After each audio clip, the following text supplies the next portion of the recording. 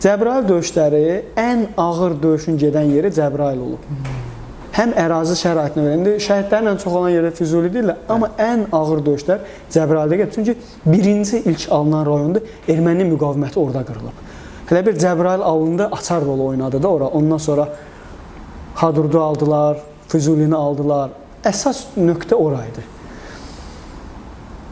Buna yaxınlaşmaq elə istəyirdim, elə atdım ki, manevr eləm, gördüm ki, qabağımı güllələdim. Baxdım ki, qolum yoxdur. Belə eləyirəm, qolum yoxdur. İstəsəmiz adamda şey yaranır da, psixoloji gərginlik yaşa, qolum hanı? Elə bir vəziyyətdir ki, mən nə geri çəkilə bilirəm, heç bir şey eləyə bilmirəm. Ancaq fikrimdə odur ki, sağ qalmaq üçün düşmənin mövqeyinə düşmək lazımdır.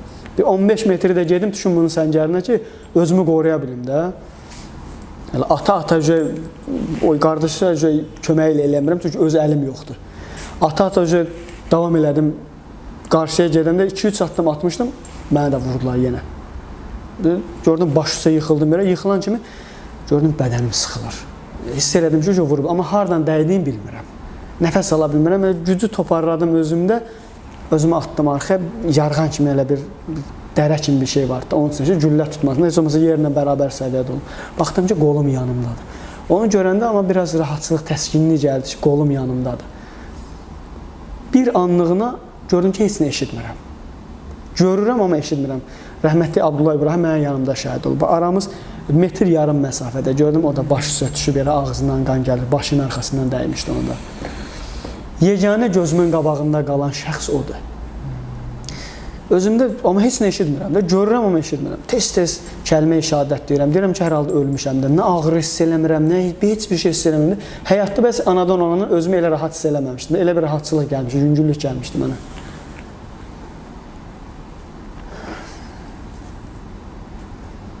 Amma İbrahim gözümün qabağındadır. Bunun mavini gəldi, adını çəkməyəcəm, xidmətdə də hal-hazırda. Kaskamı açdı, silahımı çıxartdı. Döyüş gedir də, heç kim yaxın dura bilmir. Atışırlar. Bir nəfər əlini atdı, məni çəksin ki, tutsun, çəksin. Buradan vurdular, qoluyun burasından dəydi, gəlib güllə boğazında burada dayanmışdı, mənlə yatırdı hospitalda da. Qurban malı Allah saxlayan Allahdır da. Qalmışam orada. Bu gələndən sonra hiss elədim ki, ayıldım da, atışmanın səsini eşitdim, amma boğuluram. Bir də gördüm ki, deyir, dostlar gündə atanlar, Elvin mənə həm dostdur, həm qardaşdır, mən canımı ona borcluyam, son nəfəsimə qədər də ona borcluyam. Bir dənə gördüm ki, Elvin gəldi. Nədən bilib? Bizim 2 papağımız vardı, dəstədə 2 nəfər dedi, biri on dedi, biri mən. Bu baxıb ki, tabor komandirindən soruşub ki, famili vurdular. Baxıb belə müşahidə aparıb, gör ki, qabaqda papaq budur. Qaçıb gəlmişdi ora, məni götürdü və orada sizin bir çəkişiniz var, orada bizim bir döyüşçümüz danışır. Orada bir kadrda deyir ki, çiynini atdı, qucağına götürdü, sürüdü. İndi deyirəm, indi onu bəziləri deyəcək ki, bu bir saniyənin içində ebləm şeyi nə cür elədi? Təsəvvür eləyin ki, onu oradan çıxardan səhnə bir əlində yoldaşını tutub, bir əli ilə də ki, belə silahla atışa arxaya çəkilirdi. Amma realda həqiqətən də elə oldu. İsmail. Bəli, realda həqiqətən də o elə olub. Mənim özümün 70 kilo çəkim, üzərimdə də bir 30-40 kilo. 100 kilo eləyir, bir 100 kilo da bu adamın özü. Bu məni atdı çiyninə, Elvin. Döyüş gedir ha, güllə yağış kimi üstümüzə yağır, atırlar. Dəymir, dəyindi bizə. Atdı çiyini, 2 addım atdı, apara bilmədi. Dedi ki, yeri. Dedim, yeriyə bilmirəm. Qolumdan atdı boynuna, sürürdüm, ələ bir qucağına götürdü. Gedəmirəm, yıxıldım yerə. Tutub ayağımdan sürür məni. Həmin vəziyyətdir, Allah haqqı. Nəfəs ala bilmirəm də. Qabırğa elə bir güllə dəyib qolumun altından, ağciyərimi dağıdıb. 3 dənə qabırğamı qırıb, qabırğanın biri yoxdur. Nəfəs alıram, buraxa bilmirəm, boğuluram. Konkret ölürəm. Elminə dedim ki, şeydir də, qoy da mən apara bilmirsən, nə olsun. Ölürəm, nə olsa sənə də vuracaqlar, qoy get. Mən onu heç vaxt elə görməmişəm də. O kinolarda zıqda görürlər. Həqiqətən o epizod gözümün qabağına gələndə mənim gözüm yaşarır. Allah haqq əlimdən tutdu, sıxdı şeyə. Dedi ki, hara qoyuram səni? Qoyaram sən öləsən. Allaha and olsun.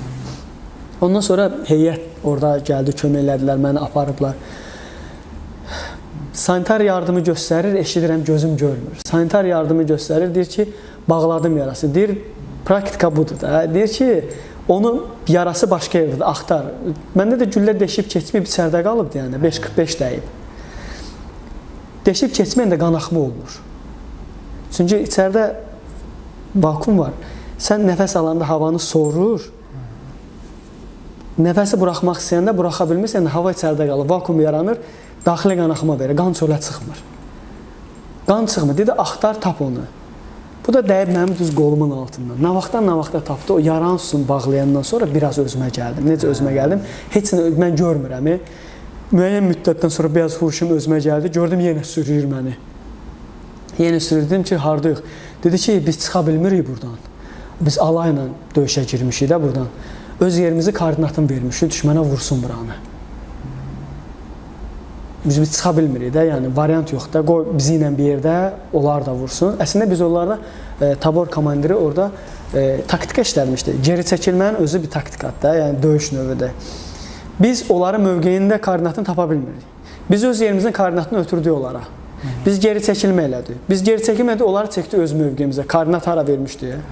Vermişdi ora. Verən kimi artilleriyanı yönləndirdi ora. Sadəcə problem onda idi ki, məsafə yaxın olduğuna görə artilleriyanın atdığı mərmilər bizi də tuturdu. Düzdür, bizdən orada yaralanan olmadı həmin artilleriyanın atışında. Böyle riskə getdi də tabor komandiri. Bəli, çox yaxın idi. 15-20 metr məsafədir. Biz geri çəkirik. Bunlar erməni elə sevindi ki, biz qorxduq, qaçırıq da biz buradan. Və onlar ummat ki, biz bunların öz yerimizin koordinatını vermişik artilleriya. Artilleriya vuran kimi təzədən bizimkilər əks hücum elədi. Mövqedən çıxardı, bax bunlar. Mövqedən çıxardı. Biz orada döyüşənə qədər Səfəri Gündüzün taboru gəldi, digər taborlar gəldi. Erməninin orada darmadağın elədi. Darmadağın. Onlar gələnə qədər biz onların xeyli tankı vurmuşduq orada. Hərəkət eləməyə aman verməz. O tanklar bizə demək olar ki, atəş açsa bilmədi. Tankları orada o çəkəndə göstərirlər yolun qırağına nə qədər vurulmuş tanklar. Onların hamısını bizim heyət vurmuşdu, bizim əskərlərimiz vurmuşdu orada. Zabit gizlərimiz vurmuşdu orada. Bir dənə tankın olan hərəkət eləmək. Sadəcə olaraq şəxsiyyət gücü çoxdur. Necə deyim də, belə lülə gücü onlarda çox idi. Atış baskısını bizə çox verirdilər. Amma ona baxmayaraq, yenə də orada elədi, biz onlara üstün gəldi də. Orada bizim xeyli şəhidimiz oldu, bir 10-a yaxın şəhidimiz oldu, yaralarımız çox oldu. Sizi necə oradan? Məni elə orada şəhidlər, mən elə bir şəhid olmuşam. Orada gətirib qoyublar şəhidlərin arasına. Bilmirəm, orada dəbərmişəm, ya nəsə səs çıxartmışam. Təzədən qoyublar yaralıların yanına. Orada yaralılarda mühafizəmizi də təşkil edənlər var da, yüngül yaralılardan qoyurlar ki, dağılıb eləyən ermənilərdən kimsə gəlsə döyüş apara bilsin. Sonra özü bizim təminatımız gəlmişdi. Onlar bizi təxliyə elədilər. Təxliyə olundum Füzuli Diaqnostika Mərkəzinə. Mənim onlar yadımda deyil.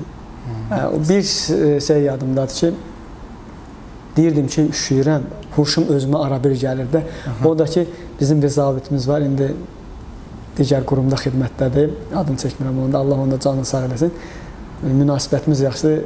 Onun səsini eşitdim ki, deyir, familiyam, səni nə günə qoyublar? Belə bir söz dedi. Amma yenə də çatdı özümdən. Dedim ki, üşüyürəm. Dedi, bunu qoyun maşına, təcili çatdırın. Pikapa qoyub gətirmişdilər. Füzuli Diaqnostika Mərkəzində əməliyyat olundu. Oradan Şirvana yola salırdılar. Hava dəydi, bir çölə çıxarında ayırdım. Ad familiya soruşdular. Ona qədər heç nə yadımda deyirlər. Nə vaxt gəlmişəm, nə vaxt əməliyyat olmuşam. Gətirdilər Şirvana, xəstəxanada bir gecə qaldım. Daxili qanaxma verdi. Təcili qaldırdılar Bakıya, yeni klinikaya. Ora çatan kimi yenidən əməliyyat olundum ikinci dəfə. Ağciyərimin bir hissəsini götürdülər.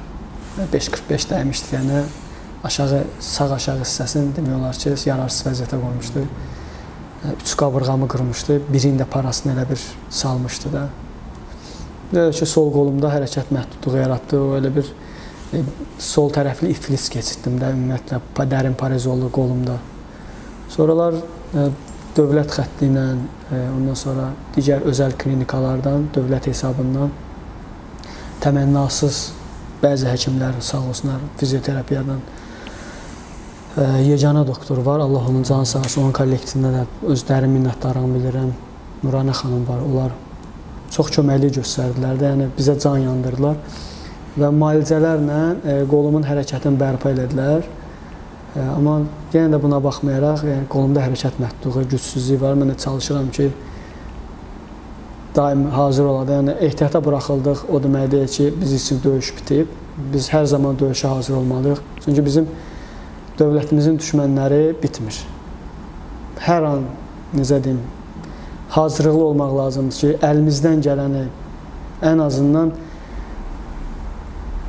nəsə eləyə bilək də bu dövlət üçün, bu vətən üçün bundan sonra da. Yəni, bizim döyüş yolumuz qurtarmayıb.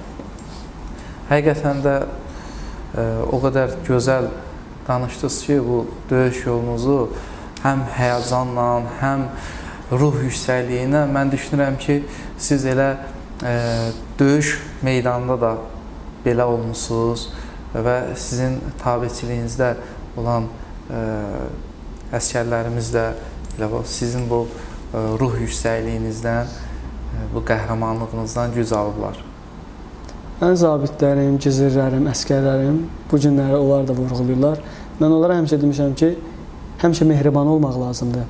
Həmişə sözə qulaq asmaq lazımdır. Bir də döyüş hazırlığın, döyüş intizamını yüksək səviyyədə saxlamaq lazımdır. Kaşki olmasın. Sabah kim kimin qucağında çıxacaq, onu heç kim bilmir. Ona görə həmişə mehriban olmaq lazımdır. Dostuna, döyüşçü yoldaşına can yandırmaq lazımdır. Həqiqətən də bizim döyüşçülərdə bu döyüş əhval-ruhiyyəsi həmişə belə olur. Öz yoldaşına görə canını təhlükəyə atıb. Yəni, bu bariz nümunəsi, yəni, mənim tək oradan xilas eləmək üçün gör neçə nəfər orada zabitindən tutmuş, axırıncı əskərinə qədər özün riskə atıb, öz canın, öz həyatın. Bu həyat can insana bir dəfə verilir, ən şirin neymətdir, hər şeydən də önəmlidir. Amma mənə görə o canlarını təhlükəyə atıblar. Mən onların hər birisindən minnətdarlığımı bildirirəm. Mən də onlar üçün onu eləyərəm. Eləmişəm də, bundan da sonra eləyərəm. Bizi bu cürlə yetişdiriblər ki, bizim bir nəfərimiz belə düşmən əlində qala bilməz. Lazım gələcək, hamı şəhid olacaq orada, amma o ya hamı ölməlidir orada, bir nəfər orada qalmamalıdır. Ya da ki, o bir nəfər oradan çıxartmalıdır. Bu psixologiyanı bizə yeridiblər və biz də bu ruhla böyümüşük və bizdən sonra gələnləri də bu əhval-ruhiyyədə, bu tərbiyədə yetişdirməyə çalışmışıq. Əgər mənə yetişdirməyə bacarmışsa, nə gözəl. Həqiqətən də elədir. Mən indiyə kimi eşitməmişəm ki, xüsusi təyinatlılardan əsir düşsün. Təbii ki, bizim istəməyərəkdən əsirlərimiz olub, amma xüsusi təyinatlılardan mən olmayıb. Nümunəsi aprel döyüşlərində idi. Rəhmətli cənab polkovnik Murad Mirzəyev, Azərbaycan milli qəhrəmanı, əsələ düşməmək üçün özün vurmuşdu orada. Sən tapanca ilə başından vurmuşdu. Allah rəhmət eləsin. Allah rəhmət eləsin. Bizim qəhrəmanlarımız çoxdur. Yəni, bu günləri bilinməyən qəhrəmanlarımız yenə də çoxdur. Onlar da hər daim bu vətənin müdafiəsinə hazırdılar. Bundan da sonra son damla qanlarına qədər bu vətənin müdafiəsinə hazırdılar, içimən daxil. Bu sentyabr hadisələri olanda mən də, Kapitan Məmmədov Elvin də biz hərbi komissarlığı əl çəkmirdik də, qaynar xətlə deyir ki, qardaş, sizin əlilliyiniz var, sizi aparmırlar. Biz deyirik ki, qardaş, imtina edirik də, ən azından mən orada sursat daşıya bilərəm. Ən azından mən gedib orada planlama eləyə bilərəm. Öz praktikamdan, öz bilik bacaracağımdan kimlərəsə, nəsə orada yol göstərə bilərəm, döyüşü idarə eləyə bilərəm. Əlimə silah tuta bilməsəm, əlim fiziki sağlamlığı ona şərait verməsə, ən azından bu istiqamətlərin öz heyətimizə də zəng edir. Yer üzüdün, gələk, demək olmaz bunu. Amma bilirəm də, amma biz necədir? Gecəmiz, gündüzümüz yox idi. Mənim döyüş yoldaşlarım, mənim qardaş dedim, kürəyimi söykədim, insanlar orada döyüşürlər. Mən elə bilirəm ki, tikan üstündə otururam. Yəni, tək mən yox, mənim kimi digər yoldaşlar da o qaydada. Yəni, şükürlər olsun ki, ərazi bütövlüyümüzdə bərpa elədi, suverenliyimizdə bərpa elədi. Allah şəhidlərimizə rəhmət eləsin, qazilərimizə can sağlığı versin, xidmətdə olanlara da ki, bol uğur, güc-qüvvət versin Allah onlara.